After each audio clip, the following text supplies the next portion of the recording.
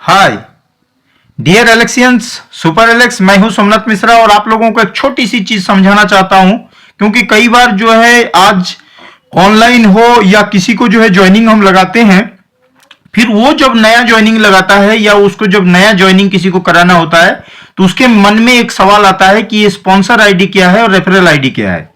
मैं ये दो चीजों का जो है अंतर आज आपको पास क्लियर कर देना चाहता हूं, क्या है स्पॉन्सर और क्या है रेफरल।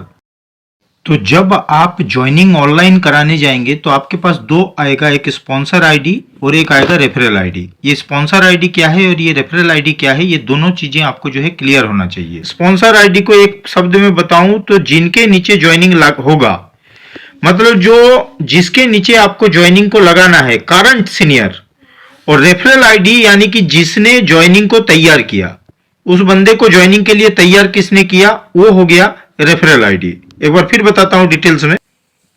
मान लीजिए ये आप है ना, ये आप है और आपने जो है दो व्यक्ति की ज्वाइनिंग लगाना है, एक हो गया ए, दूसरा हो गया बी। अब इन दोनों का ज्वाइनिंग लगाना है तो ज्वाइनिंग सबसे पहले आपके ऊपर भी कोई है, हो सकता है आपके बीच, आपके ऊपर जो आपका सीनियर है, आपके ऊपर में आपका सीनियर है। अब आपने ए का और बी का ज्वाइनिंग आपने तैयार किया और आपका जो सेल्फ नाम है, आपका समझ लीजिए आपका नाम राम है और आपने जो है ये दो ज्वाइनिंग ए और बी का तैयार किया है। तो जब आप पहली बार ज्वाइनिंग लगाएंगे, आपका यदि ज्वाइनिंग है, मतलब राम ने ही यदि ज्वाइनिंग को तैयार किया, ये दोनों ज्वाइनिंग लाया है, तो राम ए के लिए राम होगा स्पॉन्सर आईडी, है ना। राम, मान लीजिए राम का आईडी है राम 1 2 3, तो ए के लिए स्पॉन्सर आईडी हो जाएगा। तो राम के जो ए के लिए जब ए का ज्वाइनिंग डालेगा, ज्वाइनिंग फॉर्म होगा, तो उसमें स्पॉन्सर नंबर डालेगा राम 1 2 3, क्योंकि जो है राम के नीचे जस्ट जो है ए का ज्वाइनिंग लगना है ना। तो स्पॉन्सर नंबर हो गया राम 1 2 3। अब क्या है, ज्वाइनिंग को तैयार भी जो है किसने किया है, इस ज्वाइनिंग को ए को किसने तैयार किया है, राम का ही ज्वाइनिंग है। हो सकता है राम का बेटा हो सकता है राम का दोस्त हो सकता है राम का लाया हुआ कोई नया व्यक्ति हो। तो ये जो ए है, ए के कंडीशन में स्पॉन्सर नंबर होगा राम 1 2 3, राम 1 2 3 और रेफरल कोड होगा। और उस कंडीशन में क्योंकि ए को तैयार राम ने किया था, तो राम का स्पॉन्सर आईडी 1 2 3 राम हुआ।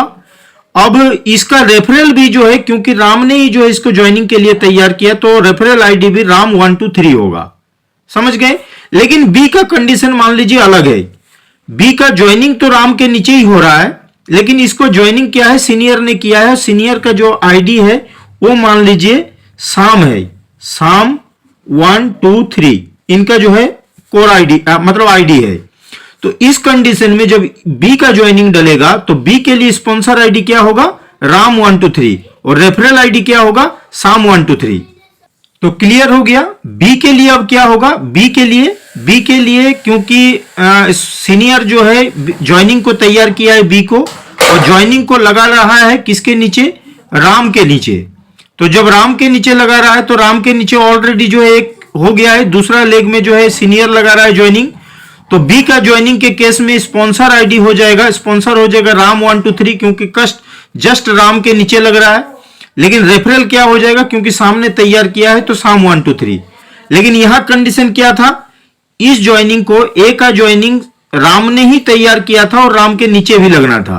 मैं एक बार फिर समझाता हूं कि मान लीजिए ए के नीचे जो है, ए बी के नीचे मान लीजिए सी का ज्वाइनिंग लगना है। अब सी का ज्वाइनिंग किसने तैयार किया, ए ने किया, राम ने किया, ना सामने किया। मान लेता हूं कि इस ज्वाइनिंग को सामने लाया है, ये जो सी है, सी जो बंदा है, इसका ज्वाइनिंग किसने लाया है, इसका ज्वाइनिंग जो है सामने तैयार किया है। ये हो सकता है शाम का दोस्त हो, ये हो सकता है शाम का बेटा हो। हेलो, ये है सीनियर जिसका कोड है साम 1 2 3। इस ज्वाइनिंग को तैयार किया है किसने, सीनियर सामने। तो अब जो है इस सी का ज्वाइनिंग लगना है, लेकिन लग किसके नीचे रहा है, करेक्ट ए के नीचे लग रहा है। अब इस कंडीशन में स्पॉन्सर कौन होगा, स्पॉन्सर होगा ए, है ना। स्पॉन्सर होगा ए, जो भी ए का आईडी होगा, मान लीजिए A B C D F 1 2 3, इसका आईडी है किसका, ए का आईडी है ये, तो ए बी सी डी 1 2 3 हो जाएगा ये, है ना। लेकिन इसका रेफरल क्या होगा?